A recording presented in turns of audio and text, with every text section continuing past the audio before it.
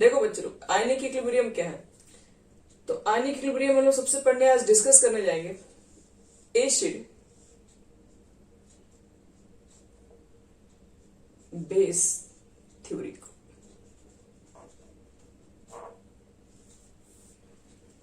ऐसे तो नॉर्मली सबको मालूम है एसिड्स की प्रॉपर्टीज क्या होती है, लोग 10th क्लासेस में पढ़ चुके हैं। जो सावर इन टेस्ट होता है वो एसिड्स होता है। तो ये सब चीजें प्रॉपर्टी का हो गया कि एसिड होता है तो मान लो कि मेटल से रिएक्ट किया तो आपके पास हाइड्रोजन गैसेस फॉर्म हो गया। एसिड्स है तो अगर मान लो कि मेटल्स कार्बोनेट या बाइकार्बोनेट से रिएक्ट करता है तो फिर CO2 गैस वगैरह भी फॉर्म करता है। तो एसिड्स की प्रॉपर्टीज हमें पता है, लेकिन एसिड्स कहते किसको है तो प्रॉपर्टी के बेसिस से बता रहे हैं। डेफिनेशन इसकी क्या होगी? तो एसिड की डेफिनेशन देने के लिए आपको 3 साइंटिस्ट से मिलना पड़ेगा, जिसमें सबसे पहले साइंटिस्ट आपके पास है Arrhenius. Arrhenius concept of acid base theory. सबसे पहले अर्हेनियस का कंसेप्ट पढ़ेंगे। सेकंड आपके पास है ब्रॉन्स्टेड लोरी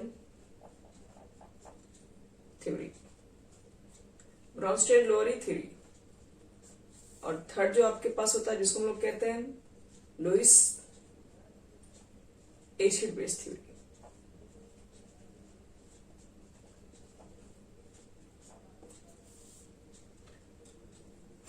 यानी एसिड की डेफिनेशन को समझने के लिए ये तीनों थ्योरी को हमें पढ़ना पड़ता है। तीनों थ्योरी को क्यों पढ़ते हैं? क्योंकि एक थ्योरी से हमें परफेक्ट एक्सप्लेन नहीं मिल पाता है।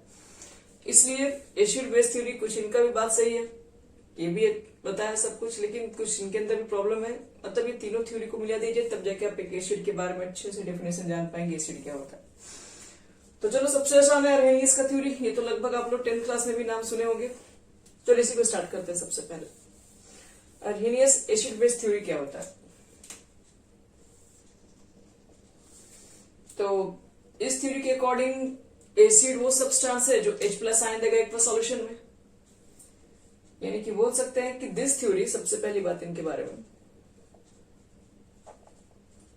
This theory explain acidic behaviour, acidic और बेसिक, एसिडिक और बेसिक बिहेवियर या basic character in an aqueous solution only। और आगे चल के सबसे बड़ा डिमेरिट भी बनेगा। लिखा जा रहा है कि एसिड और बेस उसे कहेंगे जो, सॉरी, एसिड बेस इनकी जो थ्योरी है ये सिर्फ और सिर्फ कहाँ काम करती है? सिर्फ और सिर्फ एक्वा सॉल्यूशन के लिए ही काम है इनका थ्योरी, बाकी जगह इनकी थ्योरी एप्लीकेबल नहीं है। तो देख लेते हैं क्या है ये थ्योरी। एसिड्स क्या होगा? तो बोलते those substance which give H+ ion, those substance which give H+ ion on dissolving in water।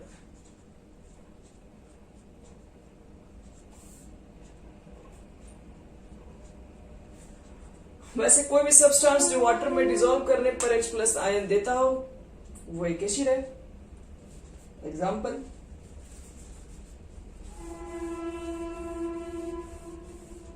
देख लो, HCl आपके पास है, एक्वस में डिसॉल्व करो,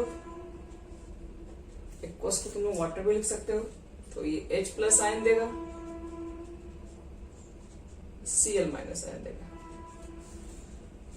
लेकिन ध्यान रहे एक चीज और, यहाँ पे अगर आपका ये स्ट्रॉन्ग एसिड है तो 100% डिसोसिएट हो जाता है। तो ये आप यहाँ पर स्ट्रॉन्ग एसिड के केस में आप सिंगल डायरेक्शन बना सकते हैं, वापस रिवर्स नहीं होगा क्योंकि 100% डिसोसिएट हो जाएगा। ये टूट ही जाएगा तो फिर इसमें कहां से आएगा? HNO3 एक्वा सॉल्यूशन में डिसॉल्व करोगे तो H+ और NO3- आयन, जो H+ सॉल्यूशन में आयन दे रहा है वो एसिड होगा। ये भी एक एसिड है, ये भी एक एसिड की तरह काम कर रहा है। फिर देखो H2SO4, इस सॉल्यूशन में डिसॉल्व करोगे, ये वाटर के अंदर डिसॉल्व करोगे तो यहां से 2H+ आयन मिलेगा। तो बोल सकते हो आपके पास 2H प्लस आयन है और सल्फेट आयन निकलेगा एक्वस में। तो ये हमारे पास क्या होगा, ये है आपका विष। और आपको सिंगल अगर एरो मिल जाए तो इसका मतलब है वो स्ट्रॉन्ग एसिड है, लेकिन सब एसिड तो स्ट्रॉन्ग एसिड होता नहीं है। जैसे मिल गया मान लो कि acetic acid CH3COOH, aqua solution में आपने डिसॉल्व किया, तो याद रहे हम लोग बोलते हैं जो 100% डिसोसिएट नहीं करता होगा, तो 100% डिसोसिएट नहीं करने के पीछे कारण देखो होता क्या है। पहले तो स्टार्टिंग में कुछ पार्ट डिसोसिएट कर जाएगा, लेकिन कुछ समय के बाद फिर ये दोनों भी वापस कन्वर्ट होने लगता है इसके अंदर। तो विक एसिड इसलिए 100% वाटर में जाने के बाद डिसोसिएट नहीं हो पाता है। H2CO3 कार्बोनिक एसिड इसको कहते हैं लोग, 2H प्लस निकलेगा, कार्बोनेट आयन निकलेगा एक्वस सॉल्यूशन में, तो यही पार्शियली डिसोसिएट है, ये भी एक वीक एसिड की तरह काम करता है। H3PO4, अब H3PO4 लिखा जाए तो यहां पर देख रहे हैं 3H प्लस भी मिल सकता है वह PO4 के ऊपर 3 माइनस। तो देखिए अरेनियस के अकॉर्डिंग कोई भी सब्सटेंस जो वाटर के अंदर डिसॉल्व, वाटर का मतलब यही एक्वस को कहा गया, वाटर के अंदर डिसॉल्व करने पर अगर वो H प्लस आयन के फॉर्म में कन्वर्ट होता है तो वो एक एसिड होगा। ये आपका है कंसेप्ट किसका, अरेनियस का। फिर बेसिस किसे कहेंगे उसको भी देख लेते हैं, और बेसिस को समझने के लिए पहले हम लोग एसिड तो जान के उसके बेसिसिटी को जानते हैं। बेसिसिटी किसे कहते हैं, चलिए अब हेडिंग कर बेसिसिटी हेडिंग डाल दो। बेस नहीं लिखवा रहा, ध्यान रहे बेसिसिटी। बेसिसिटी का देखो मतलब क्या होता है, number of H plus ion and acid can donate. एक एसिड कितने H प्लस आयन को डोनेट कर सकता है वो कहलाता है उसका बेसिसिटी। अब इसके मतलब को भी समझ लेते हैं। जैसे सपोज करो आपके पास HCl है, तो HCl से आपसे पूछा जा सकता है कि बताओ HCl के केस में बेसिसिटी कितना होगा। तो HCl कितने H प्लस को डोनेट कर सकता है, एक ही H है तो एक ही H डोनेट करेगा, और कितना डोनेट करेगा, इसकी बेसिसिटी 1 हो जाएगी। H2SO4 की कितनी होगी बेसिसिटी, H2SO4 कितने H प्लस देगा, 2 लिख दो। HNO3 लेके चल लीजिए, तो बेसिसिटी अगर पूछा जाए तो इसके लिए क्या लिख देंगे, एक ही H है इसमें। और अगर मान लो कि CH3COOH आपको दे दे हम लोग, तो इसकी भी अगर आप बेसिसिटी निकालेंगे तो यहां से भी तो ये वाला H थोड़ी ना बाहर आता है, ये वाला H निकलता है, स्ट्रेट आयन से H आता है यहाँ, तो इसमें भी 1 ही होगा। 4 नहीं बच्चे लोग, सिर्फ 1, ये नहीं निकलता है, ये कार्बन के साथ कनेक्टेड है, H वही बाहर निकलता है जो ऑक्सीजन के साथ कनेक्टेड रहता है। तो ये तो एक सिंपल है, बेसिसिटी आपको देख के MCQ टाइप के क्वेश्चन में पूछे जा सकते हैं, लेकिन ये तो नॉर्मल क्वेश्चन है। अब देखो इसमें कुछ इंपॉर्टेंट बेसिसिटी निकालने के लिए,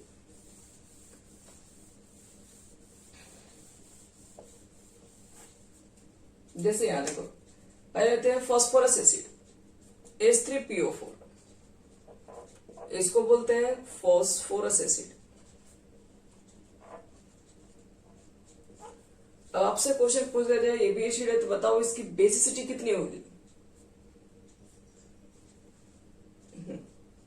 आपसे पूछा जाए इसकी बेसिसिटी बताओ। और एक और क्वेश्चन इसी तरीके का दिखता है H3PO3, जिसको बोलते हैं फास्फोरस एसिड, फास्फोरस एसिड। और इसी तरह से एक और क्वेश्चन दिखता है H3PO2, जिसको बोलते हैं हम लोग हाइपोफॉस्फोरस एसिड।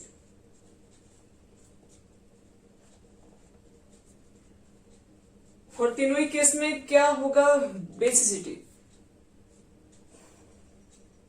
3 सब में दिख रहा है, लेकिन एक्चुअल में ऐसा है नहीं।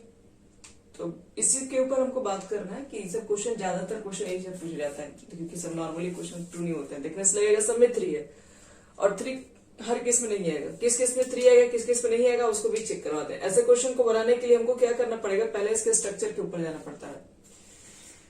तो पहले एक्सप्लेन कर रहे हैं। H3PO4 का आप लोग नेमिंग लिख लीजिएगा, इसका हम इसको लिखेंगे, फिर स्ट्रक्चर डायरेक्ट बनाएंगे सबका। चलो यहाँ देखो H3PO4 है, इसको फॉस्फोरस नहीं होता है, इसको फॉस्फोरिक एसिड कहते हैं। फॉस्फोरिक एसिड है, तो इसके स्ट्रक्चर को देखो पहले बनाने के बाद एक्सप्लेन करेंगे कि कितनी होगी इसकी बेसिटी। तो सेंट्रल एटम कौन सा है, फॉस्फोरस है। अब क्या करेंगे, इसके अंदर फॉस्फोरस की वैलेंसी मैक्सिमम कितना एक्सटेंड कर सकते हैं, 5। देखोगे PCl5 वगैरह बन जाता है तो 5 तक तो एक्सटेंड आराम से कर सकते हैं। तो 5 तक एक्सटेंड करोगे तो याद रखना, पहले तो फॉस्फोरस लिख दो और डबल बॉन्ड ऑक्सीजन को इसके साथ लगा दो, सबसे पहला स्टेप आपका। उसके बाद 4 ऑक्सीजन है, एक ऑक्सीजन में से डबल बॉन्डों के साथ कनेक्ट करना ही करना है। बाकी आपके पास बच गया 3 ऑक्सीजन और 3 हाइड्रोजन भी है। तो ऑक्सीजन हाइड्रोजन का क्या करो, पेयर बना दो। कितना पेयर बना पाओगे, 3 ही बना पाओगे, क्योंकि 3 ऑक्सीजन 3 हाइड्रोजन है तो 3 ही पेयर बन पाएगा। इस तरीके से बनाएंगे हम लोग यहाँ पे। अब हम पूछेंगे कि इसमें कितने H+ को आप डोनेट कर सकते हैं। ऑक्सीजन से जो कनेक्टेड है बच्चे लोग, वो तो आसानी से डोनेट हो जाएगा। क्यों डोनेट होगा, क्योंकि आप लोग पढ़े होंगे कि ऑक्सीजन ज्यादा इलेक्ट्रोनेगेटिव है, तो इसके इलेक्ट्रॉन पेयर को अपने तरफ पूरी तरीके से क्या कर सकता है, पुल कर सकता है।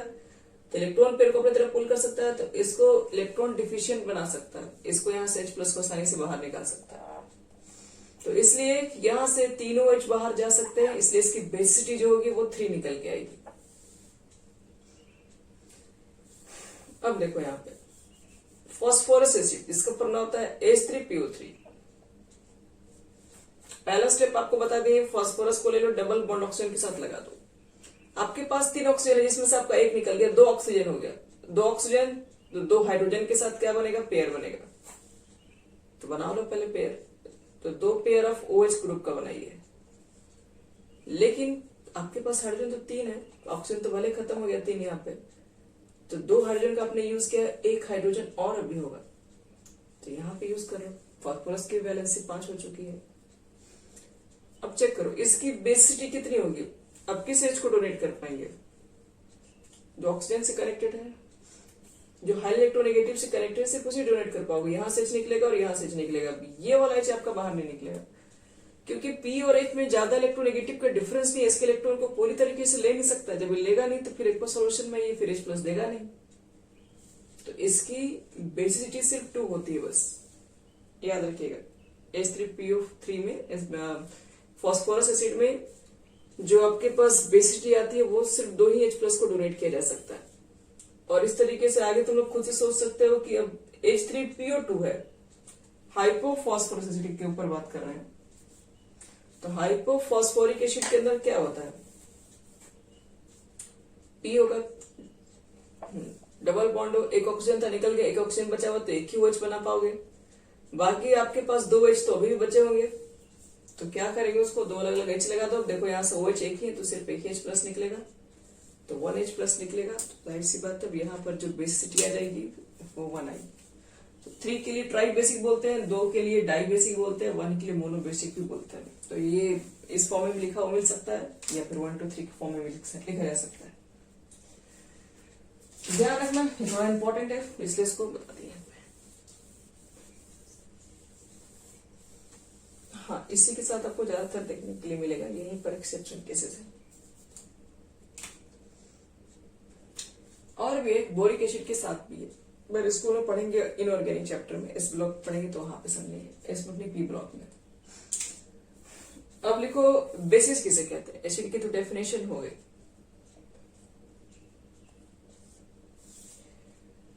बेसिस क्या है, तो बेसिस का मतलब वही हो गया कि 2 सब्सटेंस बोल दोगे जिसको हम लोग एक सॉल्यूशन में डिसॉल्व करें तो OH- आयन दे, यानी 2 substance which give OH- ion.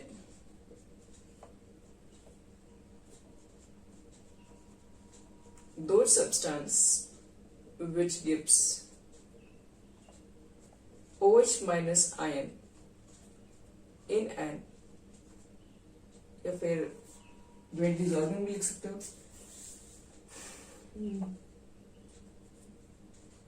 on dissolving in water। वैसे कोई भी सब्सटेंस जो वाटर के अंदर डिसॉल्व करे और OH माइनस साइन निकल जाए तो आप उसको बोल सकते हैं कि वो एक बेसिस है। चलो एग्जांपल देख लेते हैं इसमें। NaOH एक्वस में डिसॉल्व करोगे तो Na प्लस OH माइनस है। इसी तरीके से आपके पास KOH भी हो सकता है। तो एक मिनट, ये सब स्ट्रॉन्ग बेसिस है ना, स्ट्रॉन्ग बेसिस को ये सब बनाने की जरूरत नहीं है। KOH हो गया एक्वस, तो K प्लस OH माइनस, और थर्ड हो गया जैसे मान लो NH4OH हो गया। तो ये आपका जो NH4 है प्लस ये एक्वस में जाएगा, लेकिन ये वापस रिवर्स भी हो जाएगा OH माइनस। फिर इस तरीके से मान लो कि तुम्हारे पास एल्यूमिनियम भी हाइड्रोक्साइड है, ये पूरी तरीके से ब्रेक नहीं होता है, तो Al के ऊपर ट्रिपल प्लस यहाँ पे लिख देना एक्वस 3OH माइनस, ये भी आपका हो जाएगा एक्वस। इस तरह से कैल्शियम हाइड्रोक्साइड भी होता है वाटर में डिसॉल्व करने पे। तो बोलते हैं कि जो 100% ब्रेक हो जाए, मतलब रिएक्शन रिवर्स ना हो, रिएक्शन रिवर्सेबल नहीं है, वो स्ट्रॉन्ग एसिड है, स्ट्रॉन्ग बेस है। ये स्ट्रॉन्ग बेस दिख रहा है क्योंकि रिवर्स नहीं हो सकता है, इसलिए बोलते हैं कि 100% डिसोसिएट हो जाए। लेकिन ये रिवर्सेबल रिएक्शन है, इसमें कुछ टाइम के बाद आपको क्या रिवर्स बनते हुआ दिखाई भी पड़ेगा, तो ये रिएक्शन कंप्लीट नहीं होगा। इसलिए बोलते हैं कि डेफिनेशन बनाया गया कि जो पार्शियली डिसोसिएट होगा उसको बोला जाता है वीक बेस। तो ये सब चीजें बताया जा चुका हुआ है किसके द्वारा, अर्गेनियस के द्वारा। और एक चीज और यहाँ पर आप अभी आप बेसिडिटी पढ़े हो, तब एसिडिटी भी एक नाम का वर्ड होता है। अब एसिडिटी का मतलब क्या होता है यहाँ पर है, तो number of OH minus ion A base can donate. एक बेस कितना OH माइनस आयन को डोनेट कर सकता है, वो उसकी एसिडिटी कहलाती है। अब यहां पर अगर NaOH के लिए एसिडिटी बनाओगे तो कितना होगा, एक ही OH है 1। KOH के लिए एसिडिटी कितना होगा, एक ही है। अमोनियम हाइड्रोक्साइड के लिए भी सेम है, और एल्युमिनियम हाइड्रोक्साइड के लिए 3 दिख रहा होगा। तो ध्यान रखना एसिडिटी क्या होगा, जस्ट इसका अपोजिट है। एसिडिटी देखकर एसिड में समझ लेना, और बेसिडिटी को देख के बेस में समझ लेना, इसका जस्ट अपोजिट होता है। एसिडिटी का मतलब है number of OH minus ion, और बेसिडिटी का मतलब होता है number of H plus ion. चलो एसिडिटी बेसिडिटी सब आपका कंप्लीट हो गया। अब इसके अंदर एक छोटा सा हम लोग चीज और जानेंगे।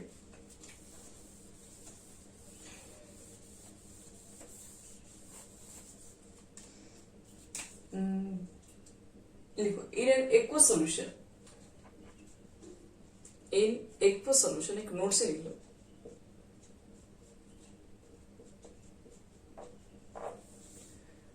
इन aqueous solution H plus exist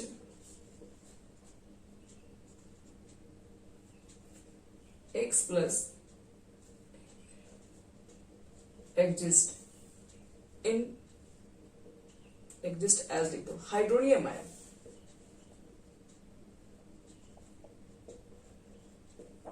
hydronium aqueous solution में बच्चे लोग जो वाटर होता है, ठीक है, इन एक्वस सॉल्यूशन जो H प्लस रहता है वो आपको किस फॉर्म में रहेगा, वो हाइड्रोनियम आयन के फॉर्म में रहता है। आप बहुत सारे देखोगे बुक में इस तरीके से लिखा भी जाता है। अगर कहीं पर H प्लस एक्वस, आप देख रहे थे हम एसिड के केस में क्या लिख रहे थे, H प्लस ब्रैकेट में एक्वस, तो H प्लस को एक्वस ना लेके आप देखेंगे बहुत सारे बुक के में कि इस फॉर्म में नहीं लिखा रहता है। एक्वस का मतलब भी वाटर ही होता है। और ये दोनों को अगर हम ठीक से अगर चेक करें क्या लिखा हुआ है, दोनों को कंबाइन कर दें क्या बनेगा, H3 3 हाइड्रोजन और एक प्लस, तो ये हाइड्रोनियम आयन होता है। तो H प्लस एक्वस को याद रखना है, क्योंकि जो सॉल्यूशन में H प्लस एग्जिस्ट है सॉल्यूशन के अंदर, मतलब वाटर के अंदर, एक्वस के अंदर, वो हाइड्रोनियम आयन के फॉर्म में लिखा रहता है। इस चीज को ध्यान में रखना इसमें। और एक चीज और यहाँ पे देखो, और जनरल फॉर्मूला हाइड्रोजन अमाइन के लिए क्या होता है? जनरल, क्योंकि आप कोई नॉर्मल तरीके से आसानी से दिखेगा नहीं, आपको थोड़ा कॉम्प्लिकेटेड के फॉर्म में भी दिखाई पड़ सकता है। तो general formula of hydronium ion किस फॉर्म में रहता आपका है? तो एक minute, H plus H2O X, where X is equal to 1, 2, 3 कुछ भी हो सकता है। ये हो गया।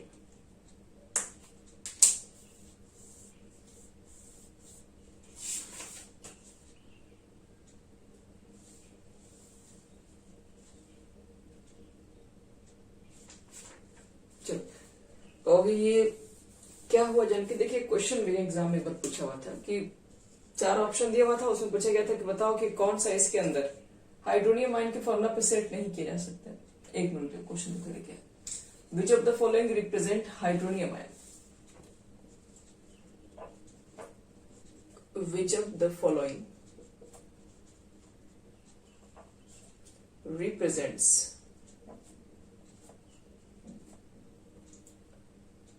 Hydronium ion?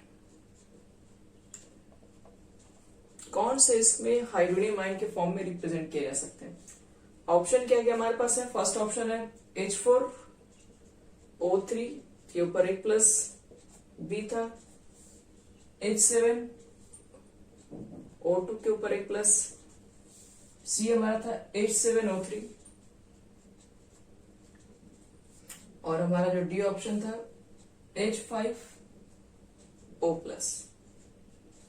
देखो ये 4 ऑप्शन हमारे पास है और चेक करना है कि इसमें कौन सा हाइड्रोनियम आयन के फॉर्म में रिप्रेजेंट किया हुआ है।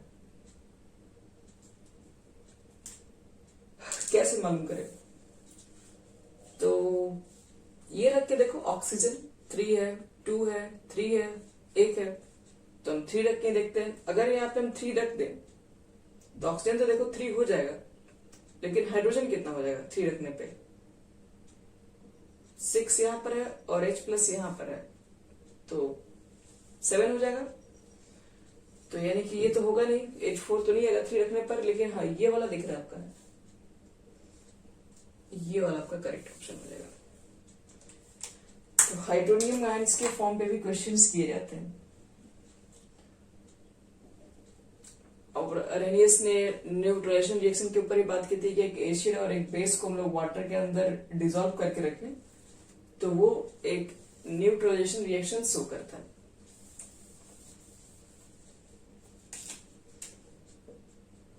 न्यूट्रलाइजेशन रिएक्शन, एक एसिड था आपके पास HCl, स्ट्रॉन्ग एसिड है, स्ट्रॉन्ग बेस है, तो एसिड भी स्ट्रॉन्ग है, बेस भी स्ट्रॉन्ग है, और दोनों को आप करवा रहे हैं रिएक्ट। अगर वो दोनों रिएक्ट करेगा तो क्या बना रहा होगा? सॉल्ट बनेगा, NaCl एक में ही रहेगा और बन जाएगा आपके पास सॉल्ट। ऐसे इसको तुम क्या करोगे? ऐसा होता क्या, इसको एक्सप्लेन किया था। एसिड है, वाटर में डिसॉल्व किया होता है H प्लस Cl माइनस के फॉर्म में है, इसको डिसॉल्व किया होगा तो Na प्लस OH माइनस के फॉर्म में है, ये एन इससे कनेक्ट हो जाएगा तो NaCl बन जाएगा और H और OH मिलके वाटर बना लेगा। तो देखो अब तो आपके पास जब रिएक्शन होगा, जब फाइनल जो बचा उसके अंदर तो ना एसिडिक बिहेवियर है ना बेसिक है, क्योंकि सॉल्ट बन चुका है और वाटर बन चुका है, मतलब ये पूरा न्यूट्रल हो चुका है एक तरीके से। सॉल्ट भी आपका क्या है, स्ट्रॉन्ग है, न्यूट्रल वाला केसेस है, वाटर भी न्यूट्रल है, तो इसलिए फाइनल जो रिएक्शन बन गया वो बन गया न्यूट्रलाइजेशन रिएक्शन। तो ये सब चीजें भी अरेनियस के द्वारा ही एक्सप्लेन किया गया है। तो ये था पूरा अरेनियस की कहानी, पूरा खत्म। अब बात कर लेते हैं इनकी थोड़ी सी लिमिटेशन के ऊपर। लिमिटेशन है कि अरेनियस भी हर जगह तो कंसेप्ट सही नहीं दिए और उनकी सारी बातें कही हुई तो सही है, लेकिन कुछ ऐसे भी चीजें हैं जो कि एक्सप्लेन नहीं कर पाती इनकी थ्योरी से।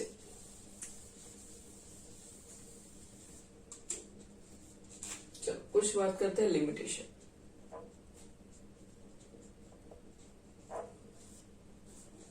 देखो चलो लिमिटेशन क्या है, इसमें क्या डिफेक्टिव है चेक किया जाए। तो तो सबसे पहला याद रखिएगा, इनका कहना था इनको वाटर से बहुत ज्यादा लगाव था, हर चीज में वाटर चाहिए था, होगा तभी एसिड होगा और नहीं तो फिर एसिड नहीं हो सकता है।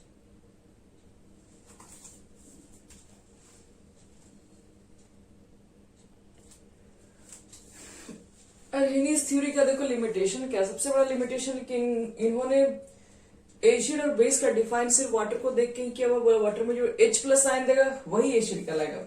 लेकिन हमारे पास ऐसे बहुत सारे एग्जांपल्स हैं जिसमें हाइड्रोजन भी नहीं है यहां तक की, लेकिन फिर भी वो क्या है, फिर भी वो एसिड और बेसिस जैसा बिहेव करता है, तो इसलिए लिमिटेशन इनका बना। यानी कि इनएबिलिटी लिख सकते हैं। पहला इनका फेल होने के पीछे रीजन क्या था, इनएबिलिटी टू एक्सप्लेन, लिख सकते हो, ये इसको एक्सप्लेन नहीं किए थे वो सही ढंग से। इनएबिलिटी टू एक्सप्लेन इस चीज को, तो acidic and basic character for certain substances, inability to explain acidic and basic character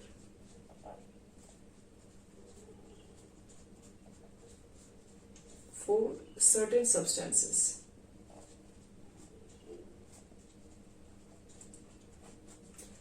कुछ सब्सटेंसेस के लिए सही ढंग से एसिड और बेसिस के बारे में अच्छे से नहीं बात कर पाए।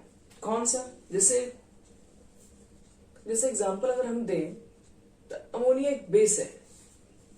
अब अमोनिया एक बेस है तो आपको क्या दिख रहा है, कहां पर इसके पास OH आयन दिख रहा है, नहीं दिख रहा, लेकिन एक फिर भी एक बेस की तरह काम करता ही है CO2।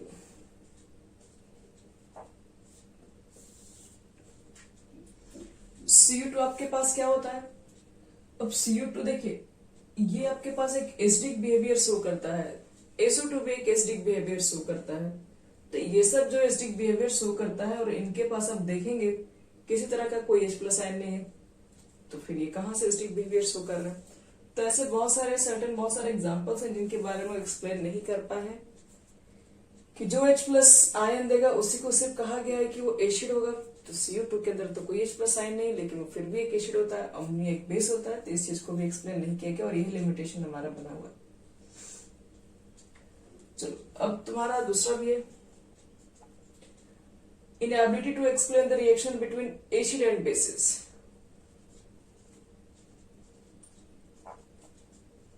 inability to explain reaction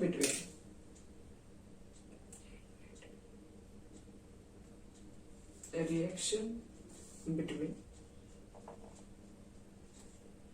acid and bases in absence of water। Water को अगर हम हटा दे तब तो फिर एसिड बेस के बारे में कोई भी एक्सप्लेन नहीं है। तो इसलिए सब कुछ रिएक्शन वाटर के साथ ही है, बिना वाटर के इनके एसिड बेस को पहचान नहीं कर सकते हैं। और बहुत सारे ऐसे कंपाउंड्स हैं जिसके पास हाइड्रोजन भी नहीं थे फिर वो एसिड था, हाइड्रोक्साइड आयन भी नहीं थे फिर भी वो बेस था। तो यही सब लिमिटेशन है बहुत सारे कंपाउंड्स के ऊपर। तो इसकी वजह से फिर एक नया थ्योरी को लाना पड़ा जिसका नाम था आपके पास ब्रॉनस्टेड-लॉरी कंसेप्ट। तो ये एसिड बेस थ्योरी हमारा कंप्लीट हो गया। इसके बारे में इतना ही नॉलेज लेना था।